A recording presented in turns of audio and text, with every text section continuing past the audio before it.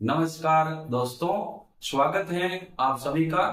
आज के इस लेक्चर में हम प्रथम कोटि अभिक्रिया के समाकलित वेग समीकरण के बारे में पढ़ेंगे।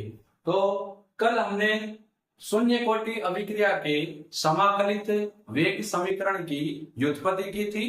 आज हम प्रथम कोटि अभिक्रिया के बारे में पढ़ेंगे।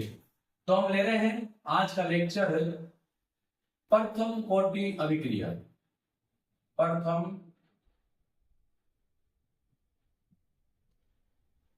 कोटि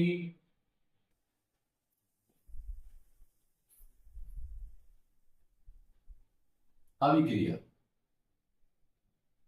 वह अभिक्रिया जिसका वेग अभिकारकों की सांद्रता की एक घात के समानुपाती होता है, अर्थात ऐसी अभिक्रिया जिसका वेग अभिकारकों की सांद्रता के प्रथम घात के समानुपाती होता है, प्रथम कोटि अभिक्रिया कहलाती है।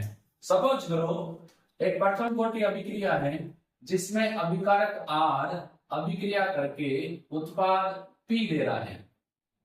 यदि हम अभिकारक के संदर्भ में अभिक्रिया का वेग लिखे हैं तो अभिकारक की सांद्रता में अल्प परिवर्तन dr, इस परिवर्तन में लगा समय dt। क्योंकि अभिकारक के संदर्भ में अभिक्रिया का वेग लिख रहे हैं तो चिन्ह आएगा नेगेटिव। क्यों? क्योंकि समय के साथ अभिकारकों की सांद्रता घटती है। ये समानुपाती होगा अभिकारक की सांद्रता की प्रथम घात के। तो यहाँ अगर हमने पावर नहीं लगाई है तो पावर कितनी मानी जाएगी? 1।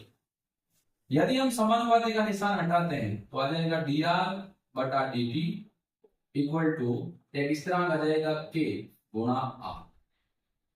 इसको हम क्या बोलते हैं?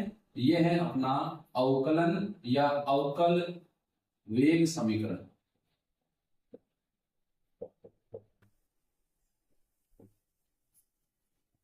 यहां पर k क्या है? वेग स्थिरांक लिखना चाहें तो k क्या है? वेग स्थिरांक। अब मैं क्या कर रहा हूं, r को इस तरफ लेके आ रहा हूं, dt को ले जा रहा हूं इस तरफ, तो ये हो गया माइनस dr बटा r और k था, k के गुणा में चला गया dt। इसको हम नाम देते हैं समीकरण नंबर 1। अब हम क्या कर रहे हैं, देखो ये dt है, dt चला गया ऊपर, r आ गया नीचे। इस समीकरण नंबर 1 का हम क्या करेंगे? समाकलन लिख देते हैं।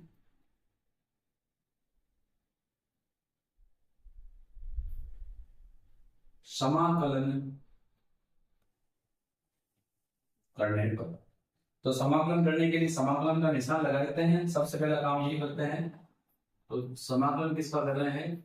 dr बटा r, आगे चिन्ह नेगेटिव का, इक्वल टू समाकलन k dt।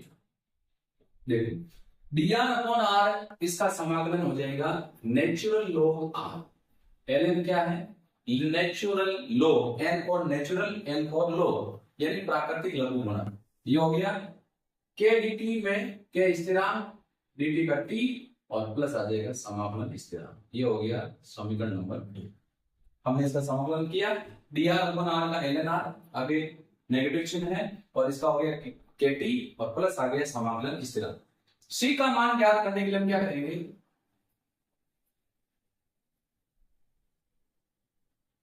कल भी मैंने बताया था, समाकलन स्थिरांक का मान ज्ञात करने के लिए हम क्या करेंगे? प्रारंभिक अवस्था लागू करेंगे। प्रारंभिक अवस्था में अभिकारकों की सांद्रता r को लिया जाएगा r0, और जब शुरू कर रहे हैं तो समय कितना है? 0। तो समीकरण नंबर 1 से क्या हो जाएगा? देखो ln r की जगह हम लिख देंगे नेचुरल लॉग ऑफ r0 बराबर k गुणा t की जगह हम लिख देंगे 0 प्लस c।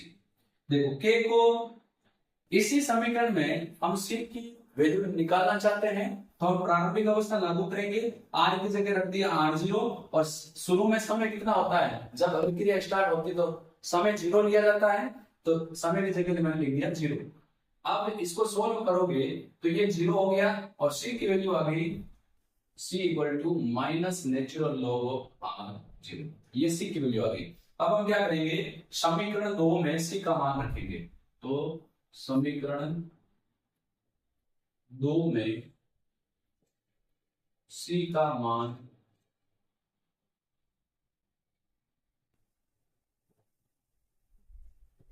रखने पर, तो देखो समीकरण दो अपने ये है, natural log of R equal to K T plus minus C, और सी की वैल्यू है minus L N R zero, minus natural log of R zero.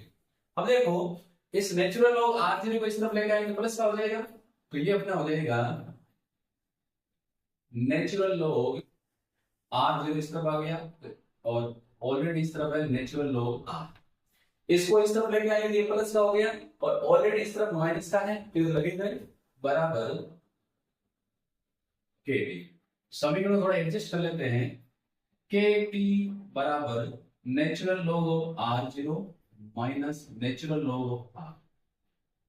अब देखो अगर समीकरण ऐसी हो natural log of X minus natural log of Y, तो इसको हम लिख सकते हैं natural log X upon Y, इसको हम ऐसे लिख सकते हैं।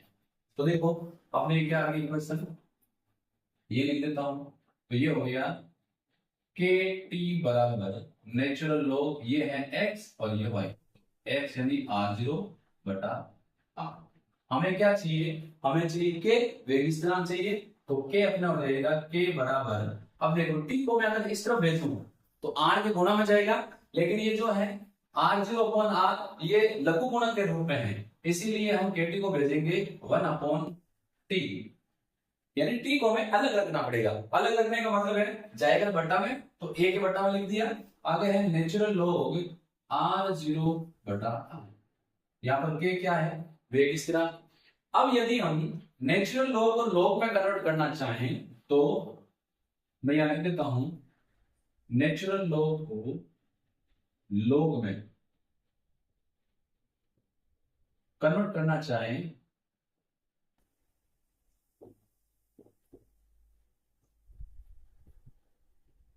जो समीकरण है उसको 2.303 से गुणा करते हैं, तो देखो इसको बदलो, k बराबर 2.303 से गुणा कर लो, 2.303 बटा टी, या नेचुरल लॉग की जगह आ जाएगा लॉग आर जीरो बटा आर। एक समीकरण ये और एक समीकरण ये प्रथम कोटि अभिक्रिया के दोनों क्या है, ये है समाकलित वेग समीकरण, दोनों ही, ये है प्रथम कोटि अभिक्रिया के समाकलित वेग समीकरण, कोई दिक्कत नहीं है। देखो ln जो होता है ये है n for natural, l for logarithm प्राकृतिक लघुगुणक है, और जो लोग है इसकी फुल फॉर्म होती है लोगरिथम, ये लघुगुणक है। प्राकृतिक लघुगुणक को लघुगुणक में बदलने के लिए समीकरण को 2.303 से गुणा करते हैं, तो ये अपने आ गया प्रथम कोटि अभिक्रिया का समाकलित वेग समीकरण। अब हम लेते हैं ग्राफ की बात।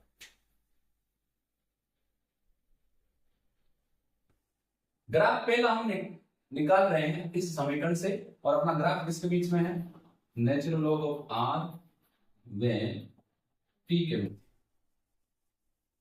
दो ग्राफ जैसे हम यहाँ थोड़ा ध्यान देंगे, तो देखो समीकरण को इसी को यहां से लेके आते हैं, चाहे इसको ले लो चाहे इसको ले लो, एक ही बात है। कल मैंने बताया था कि समीकरण को हमें y बराबर mx प्लस सी या माइनस सी के रूप में कन्वर्ट करना है। x और y यानी जिन दो राशियों के बीच में ग्राफ खींच रहे हैं, जैसे ln r और t के मध्य ग्राफ खींच रहे हैं, तो इन दोनों में से एक राशि अलग होनी चाहिए।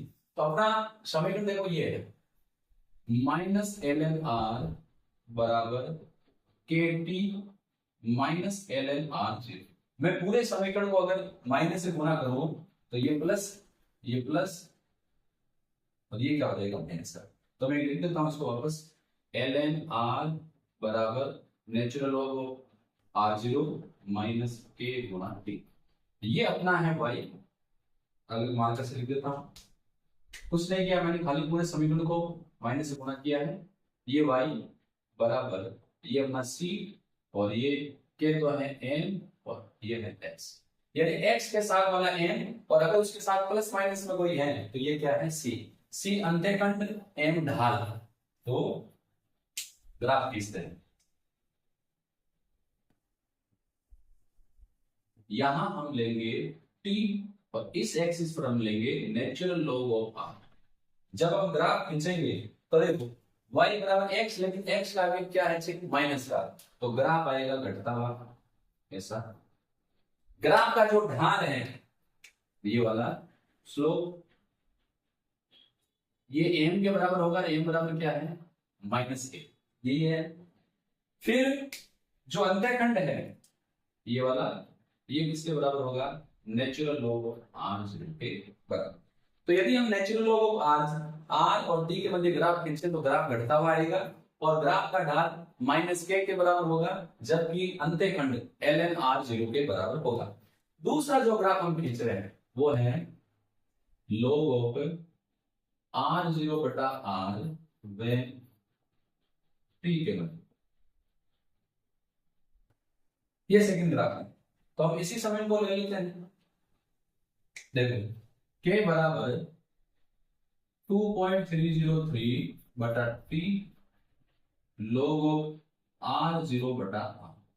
तो हम क्या करेंगे, एक राशि अलग होनी चाहिए, तो हम t को भेज देंगे इस तरफ, और ये आ जाएगा यहाँ, तो ये हो गया k गुणा t, नीचे आ गया 2.303 बराबर है log r0 बटा r। तो एक राशि अलग हो गई, ये अपना हो गया y, और ये जो t है ये अपना हो गया x। बचा हुआ k अपॉन 2.303, ये जो है ये किसके बराबर है, m के बराबर। खींचो ग्राफ फिर, इस एक्सिस पर अपना t, और इस एक्सिस पर अपने ले रहे हैं log ऑफ r0 बटा। देखो y और x एक दूसरे के समानुपाती हैं, कोई भी यहाँ पर अंत्यखंड नहीं है, साथ में इस m और x के साथ में इस तरफ कुछ और है नहीं प्लस माइनस में, तो ग्राफ 0 से स्टार्ट होगा, एक दूसरे के समानुपाती, तो ग्राफ कैसा रहेगा, बढ़ता हुआ। ये ग्राफ का ढाल किसके बराबर होगा, k upon 2.30, sorry k upon 2.303 के बराबर होगा। तो जब भी हम ग्राफ खींचते हैं तो हमें समीकरण ऐसे बनानी है, y बराबर mx प्लस c। अब ये c प्लस में भी हो सकता है, माइनस में भी हो सकता है, और mx प्लस में भी हो सकता है, माइनस में भी हो सकता है। अगर x और y के बीच में ग्राफ खींच रहे हैं, इसके साथ में कोई प्लस माइनस में है, तब तो अंत्यखंड होगा, नहीं तो अंत्यखंड नहीं होगा। जैसे यहाँ प्लस माइनस में कुछ नहीं है तो अंत्यखंड नहीं होगा। तो ये हमने ग्राफ खींचा नेचुरल ऑफ r और t के मध्य, ये खींचा log ऑफ r0 बटा r t के मध्य। दोनों ग्राफ बुक में हैं, आ सकते हैं, इसलिए आप इनका ध्यान रखें। जब भी हम ग्राफ खींचे आपको ये दिमाग में रखना है। तो मेरे हिसाब से ये आपको समझ में आ गया होगा। यहाँ पर के वेग स्थिरांक, r0 अभिकारक की प्रारंभिक सांद्रता, r अभिकारक की t समय पर सांद्रता, और t क्या है, समय। बोर्ड में ले सकते हैं।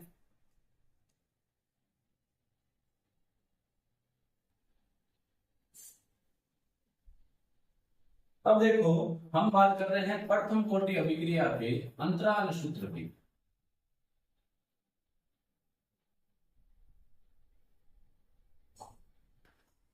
प्रथम कोटि अभिक्रिया का जो वेग समीकरण है उसमें k बराबर है 2.303 बटा में है t log r0 बटा, ये है उसमें।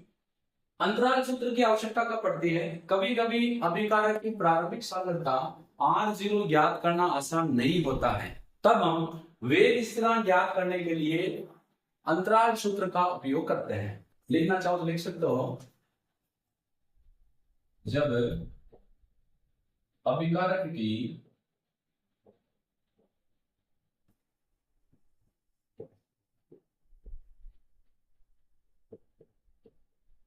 प्रारंभिक सांद्रता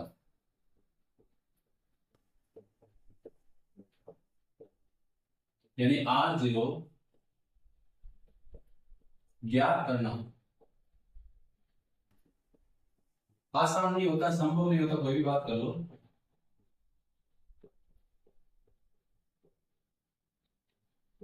संभव नहीं होती है तब वेग स्थिरांक यानी कि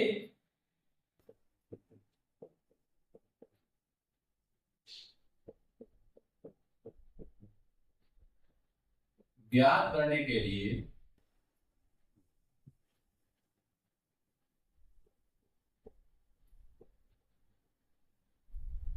अंतराल सूत्र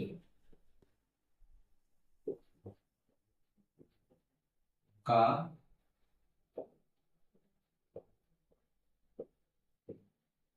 उपयोग करते हैं। देखो सपोज करो हम दो कंडीशन ले रहे हैं। यदि t1 समय पर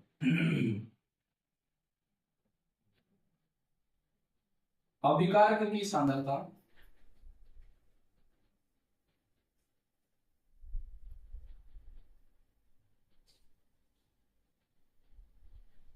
R1 when t2 समय पर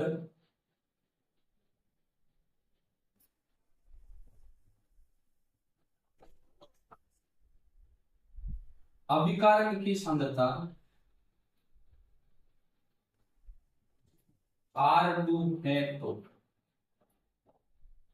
देखो t1 समय पर हमने अभिकारक की सांद्रता R1, t2 समय पर हमने अभिकारक की सांद्रता R2 ली है। तो देखो इसी की बात कर रहे हैं, मुझे t चाहिए तो t क्या हो जाएगा, देखो t बराबर 2.303 upon k log R0 upon R।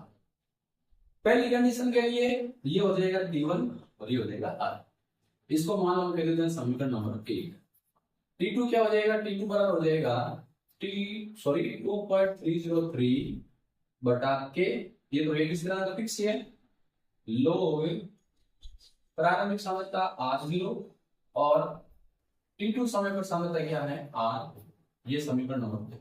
तो हमने इस समीकरण को कंडीशन फर्स्ट t1 समय के लिए और कंडीशन सेकंड है t2 समय के लिए लागू किया। ये समीकरण नंबर 1 है, ये 2 है। हम समीकरण 2 में से एक को घटाएंगे, समीकरण 2 माइनस 1 से बताएंगे। तो समीकरण 2 क्या है, t2, समीकरण 1 माइनस t1। फिर समीकरण नंबर 1 है 2.303, ध्यान देंगे, अपॉन के आगे है लोग R0 बटा R2। ये है समीकरण नंबर 2।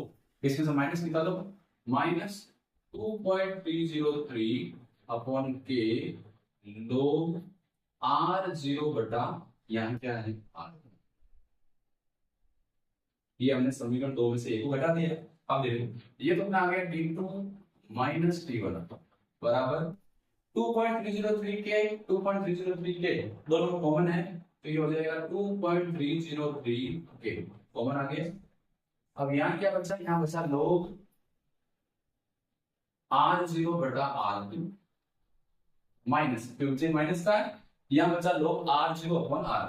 तो ये बचा लोग R0 बटा R, ये बचा, ये वही हो गया log x minus log y। तो इसको हम लिख सकते हैं log x बटा y। तो देखो क्या हो जाएगा, t2 माइनस t1 बराबर 2.303 बटा k, फिर है log x, x है R0 बटा R2। ये log x minus log y है, इसको हम लिख देंगे log x बटा y। तो log लिख दिया, ये है अपना x बटा ये है अपना y, ये x ये बटा, तो y क्या है R0 बटा का बटा जाएगा ऊपर R। तो देखो R0 से R0 कैंसिल हो जाएगा, बचेगा क्या, बचेगा t2 माइनस t1 बराबर 2.303 बटा k, आगे बच जाएगा लोग ऊपर है R1 नीचे है R2, R1 अपॉन R। ये है प्रथम कोटि अभिक्रिया का अंतराल सूत्र।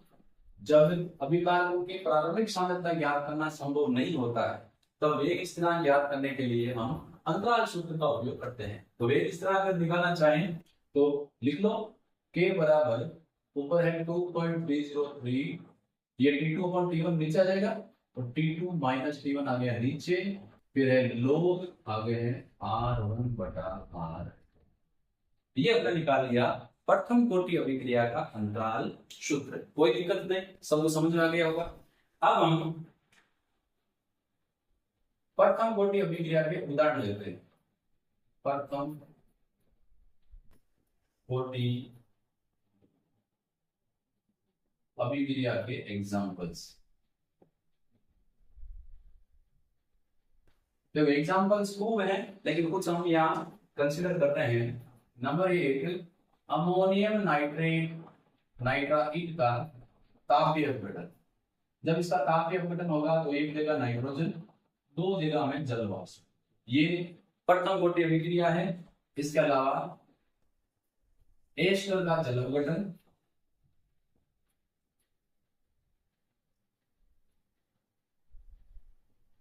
एथिल एसीटेट बोल सकते हैं। इसमें एथिल एसीटेट होता है CH3COO C2H5। इसका अम्लीय जल अपघटन अगर हम करवाएं, यहां पर जुड़ जाएगा H, यहां जुड़ जाएगा OH, एक बन जाएगा CH3COOH plus C2H5OH ethyl alcohol. ऐसे ही इक्सु शर्करा यानी सुक्रोज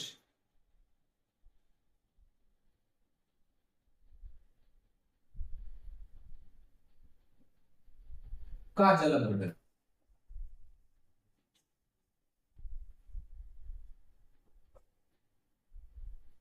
इक्सु शर्करा का जल अपघटन भी प्रथम कोटि अभिक्रिया है। नंबर 4, कृत्रिम में प्राकृतिक आर्टिफिशियल और नेचुरल। जब नाभिकीय क्षय होता है, रेडियो एक्टिव पदार्थों का अपघटन होता है, तो वो भी प्रथम कोटि अभिक्रिया का एक एग्जाम्पल है। फॉर एग्जाम्पल हम बात कर रहे हैं बेरिलियम का, सॉरी बेरियम का। ये नंबर होता है 88 और ये 226। जब इसका नाभिकीय क्षय होता है तो ये एक तो लेता है अल्फा कण, यानी अल्फा कण हो गया हीलियम 2He4, और साथ में देता है रेडोन Rn। ये कितने पर है 86, दो गए इसमें से 4 गए 212। तो ये एक नाभिकीय क्षय है जो प्रथम कोटि अभिक्रिया द्वारा संपन्न होता है। यदि हम इसका संयांक निकालना चाहें के, तो संयांक का फॉर्मूला हो जाएगा k बराबर 2.303 अपॉन T log N0 बटा Nt। ये कृत्रिम या प्राकृतिक नाभिकीय क्षय का फॉर्मूला है। यहां पर जो k है ये कहलाता है संयांक। N0 प्रारंभ में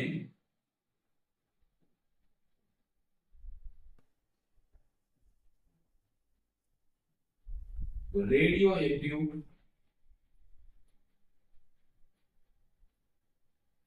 कणों की संख्या,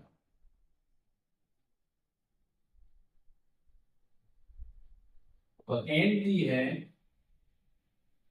T समय पर रेडियो एक्टिव कणों की संख्या।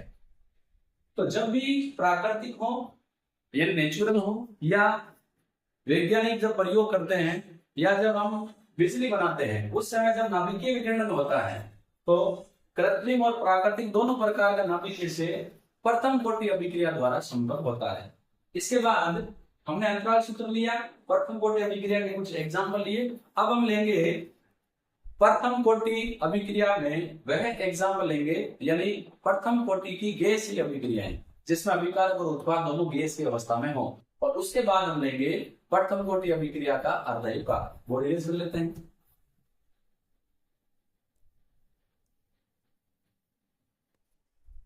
अब प्रथम कोटि अभिक्रिया हम ले लेते हैं प्रथम कोटि की गैसीय अभिक्रिया।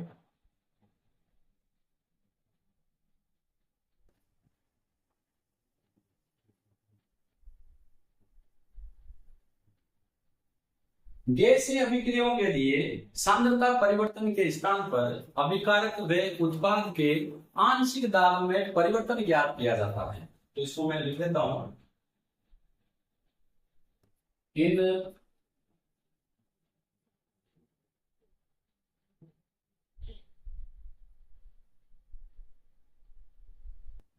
अभिक्रिया के लिए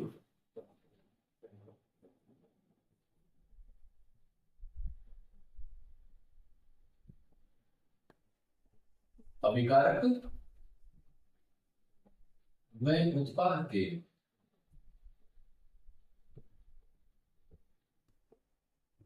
दाब में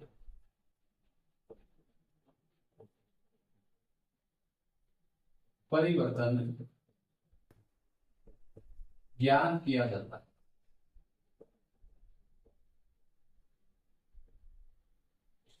सामान्यतः हम अभिक्रिया के वेग को अभिकारक व उत्पाद की सांद्रता के परिवर्तन के रूप में व्यक्त करते हैं, लेकिन वे अभिक्रियाएं जिसमें अभिकारक और उत्पाद हो गैसीय अवस्था में हो, उन अभिक्रियाओं के लिए अभिक्रिया का वेग अभिकारक व उत्पाद के दाब में परिवर्तन द्वारा ज्ञात किया जाता है। सपोज करो एक रिएक्शन है जिसमें अभिकारक ए जिसकी अवस्था गैसीय है, ये टूट कर दे रहा है बी जिसकी अवस्था गैसीय है, और साथ में दे रहा है सी जिसकी अवस्था भी क्या है, गैसीय।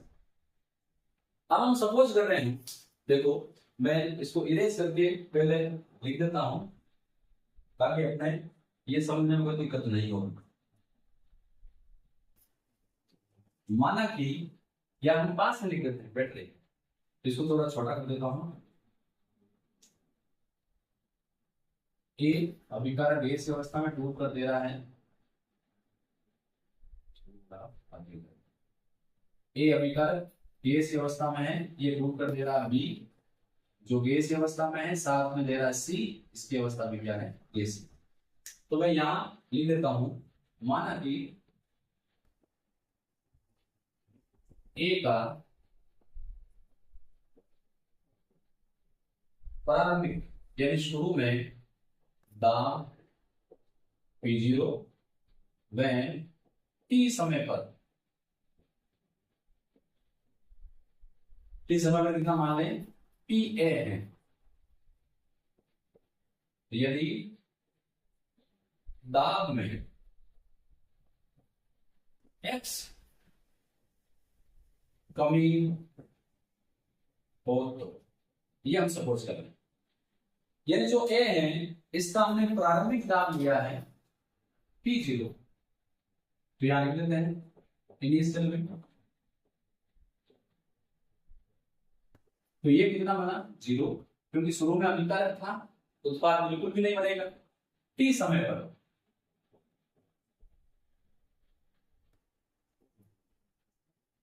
पर ये x बन गया और ये भी क्या बन गया, x, थोड़ा सा ध्यान दो।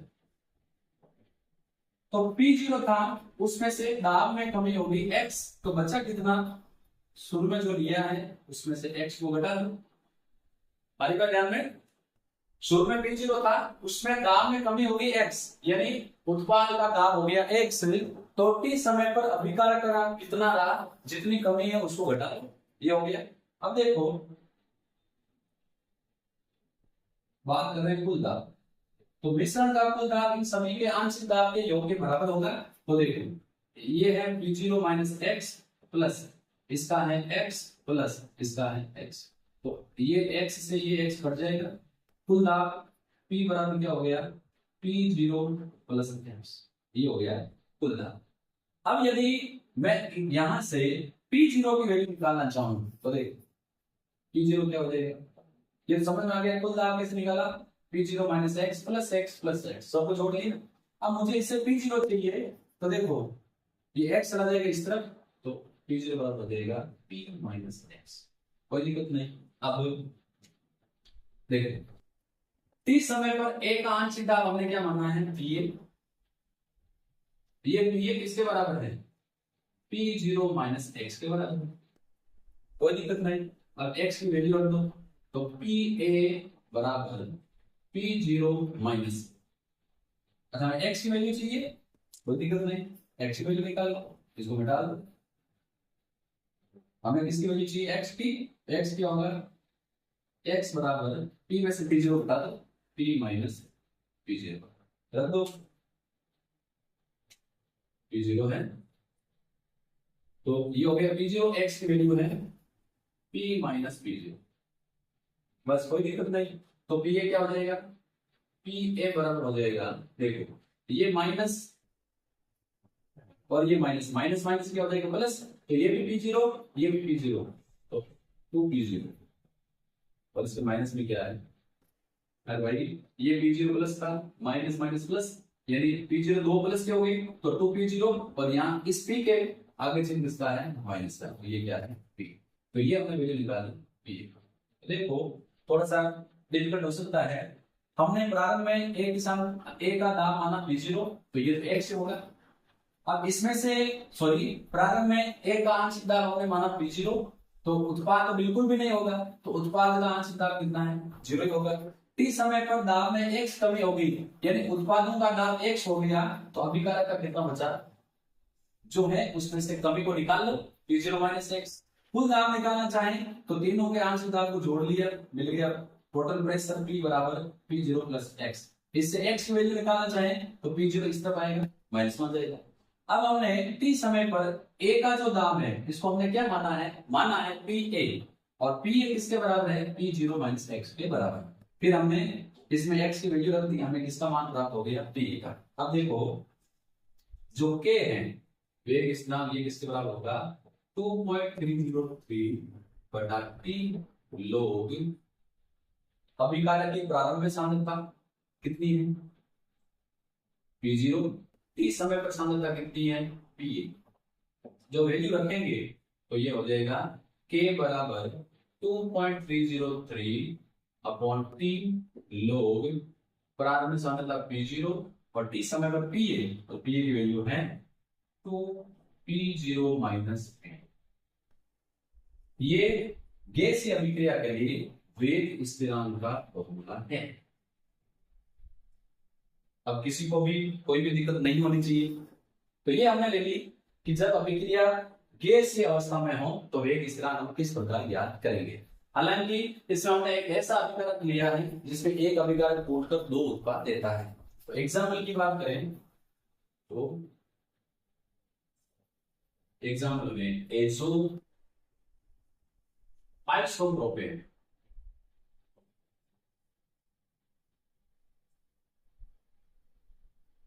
का अपग्रेड,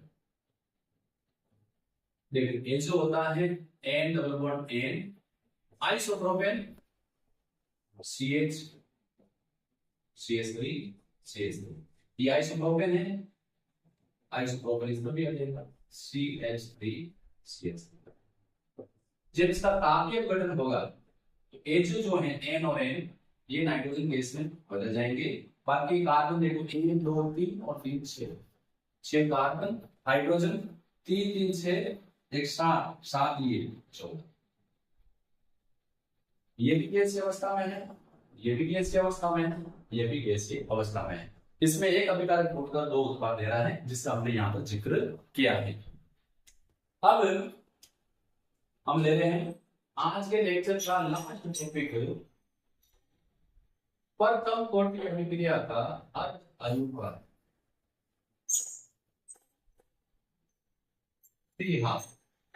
अर्ध अनुपात क्या होता है, वह समय जिसमें अभिकारकों की सांद्रता प्रारंभिक सांद्रता की आधी रह जाए, अर्ध अनुपात कहलाता है। तो वह समय इस पर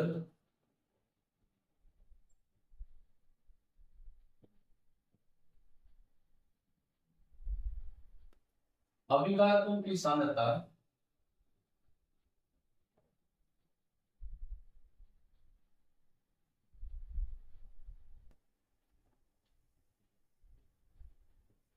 प्रारंभिक सांद्रता की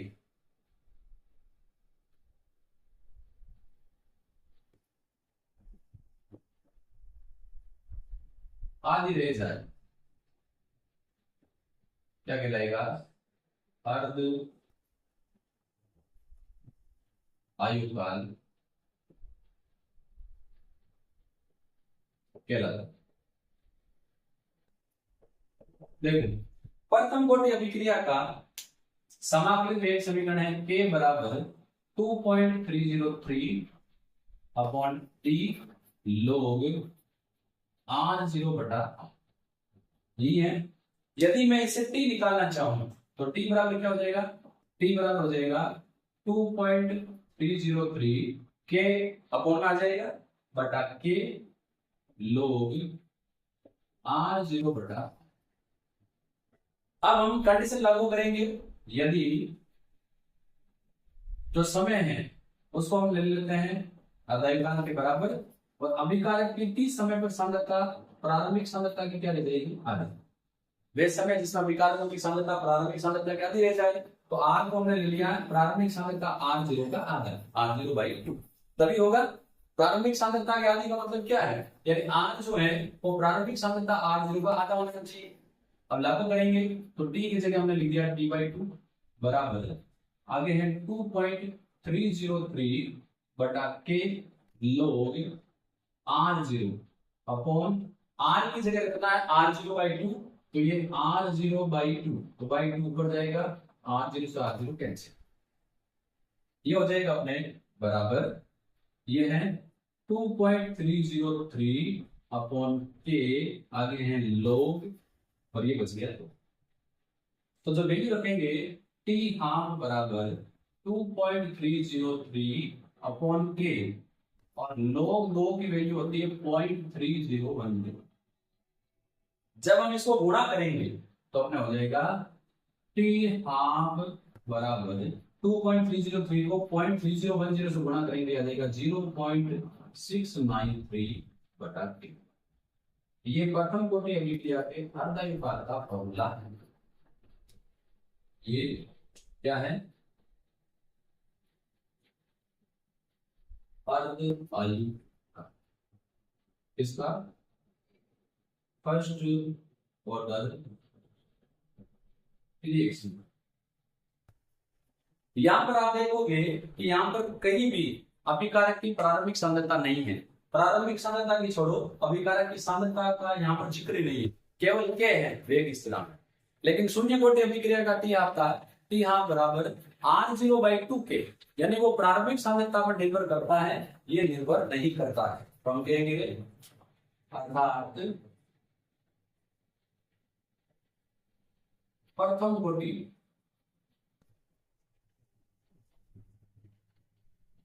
अभिक्रिया का अर्धायुकाल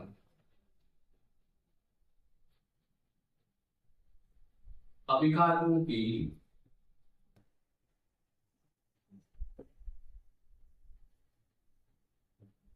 प्रारंभिक सांद्रता पर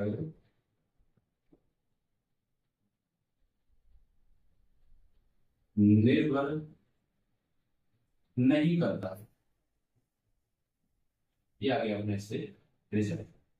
तो यहां पर हमने इस वीडियो में प्रथम कोटि अभिक्रिया का समाकलित वेग समीकरण, प्रथम कोटि की गैसीय अभिक्रियाएं और अर्धायुकाल के बारे में डिटेल से पढ़ा है। और यदि किसी बच्चे को कहीं लगता है डाउट, मेरे हिसाब से हर एक चीज को मैंने यहाँ आसानी से सरल भाषा में समझाया है। फिर भी किसी बच्चे को अगर डाउट है तो जहां डाउट है वहां पर एक बार मनन करके पुनः वीडियो को देखें। उसके बाद भी अगर डाउट है तो आप मुझे कमेंट बॉक्स में डालें, मैं आपके जो डाउट है उसको रिजॉल्व कर दूंगा। हम फिर मिलेंगे ऐसे ही और वीडियोज के साथ। धन्यवाद।